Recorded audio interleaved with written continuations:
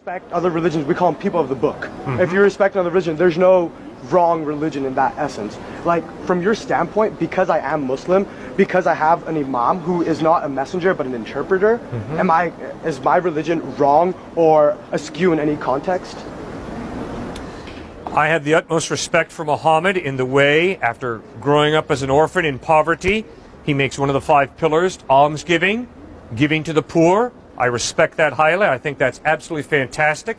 Secondly, I respect Mohammed for the way he led the Arab people out of polytheism into monotheism. I think that's outstanding. Obviously, where I disagree with Mohammed is regarding the identity of Jesus Christ. Who is Jesus? Obviously, the Quran teaches that Jesus is not God. He's a good prophet. Obviously, the Gospels of Matthew, Mark, Luke, and John insist Jesus claimed to be God, and he did things as God. He accepted the worship of people as being an appropriate response to him.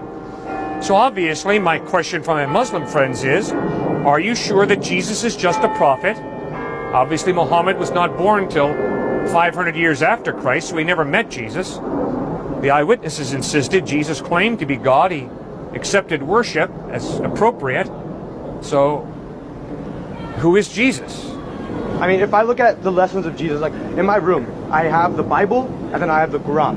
And I've legitimately started reading both of them and pretty much just putting in my own synthesis as to the comparisons between the two. And as you go through these lessons, you see they are very similar in more than one manner, and probably every single matter except for the fact that Jesus is God or Jesus is not God and he is a prophet. I think that's probably the start, like the largest difference between the two. But if I'm taking those lessons that Jesus gave as a prophet to me, as a God to you, if I take those lessons and I follow them properly, except for the part about Jesus being a God, why would that make me incorrect? And if I am incorrect, does that put me at a lesser heaven or to a hell rather than going to where every, like, I guess, proper Christian would go? Oh, well, proper Christians deserve to go to hell. The only reason a Christian goes to heaven is because they realize I deserve hell, but Christ bled and died on a cross for my sin, and I've accepted his sacrifice for me. So proper Christians don't go to heaven because they're proper people. All right? It's all grace. All right. And you see, that is a basic contradiction between Islam and Christianity. You know, in Islam, you have to follow the 5 pillars, and you better do it well. And if you do it well, you go to heaven. And if you don't do it well, you go to hell. Jesus Christ says, no, you don't go to heaven by following the 10 Commandments or by following the Sermon on the Mount. You go to heaven because you realize, I am in desperate need of God's forgiveness, his mercy, his grace. And I throw myself upon Christ for that forgiveness, for that grace. You see, so you can't have it both ways. Either heaven is something that we earn and we deserve because we've kept the rules, or heaven is a gift that God gives us by grace. And so, as a Muslim, and so I'm a Shia, Ismaili Muslim. I'm about 1% of the whole Muslim population. I'm this really small sect. And the very first line in the Quran, or anything that any of our prayers, is Bismillahir Rahmanir Rahim. In the name of Allah, the most beneficent, the most merciful. And essentially the way that we've been taught that from our Imam, the interpreter, Aga Khan IV, the way it works out is, man will sin, right? Like it's gonna happen no matter what. And the way that we've been taught, it is our goal to continuously approach and try to better ourselves, and we do need God for that forgiveness. And to me, it seems like what you preach is the same thing that I've been preached to my whole life. Okay, except that the question is, how does God forgive? Remember, God is unchanging, right? Correct. So you and I both agree, God is unchanging. Well then, if God is unchanging, how does he forgive me for my evil, for my wrongdoing? That's where the cross of Christ is so crucial. Because Christ claims that the evil that I have done has to be punished, because God is just. And forgiveness cannot contradict justice. God's not schizophrenic. At the cross, Christ lays down his life to absorb the just penalty for our wrongdoing, thereby offering us the option of forgiveness if we choose it. See, so obviously in the Quran, the idea of Christ going to the cross is unacceptable because God would never allow a good prophet to die such a horrible death, right? But in the Gospels, what we have is, they're not biographies. They focus on this cruel, crass death of Christ on a cross. Why do they focus on that?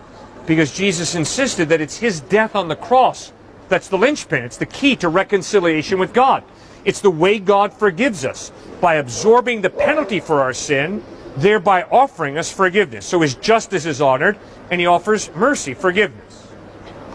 So I guess it's kind of like in closing, right? My fear, the reason I ask this question is because my fear is, as a Muslim, if I don't do the proper things, and if I'm not the right religion, say I'm not say being Christianity is the right religion, and like taking Jesus in, if that is the right thing, but I don't believe it, am I going to hell? And if I don't want to go to hell, should I convert? And if I convert and I do it out of fear, am I still going to heaven because I do it for the wrong reasons? Rather than for forgiveness, I do it for fear? Okay, good question. All right, we have to be brutally honest with each other. If Muhammad spoke the truth, I am going to hell. Because I don't worship Allah. I don't accept Muhammad as his prophet. So I'm going to hell.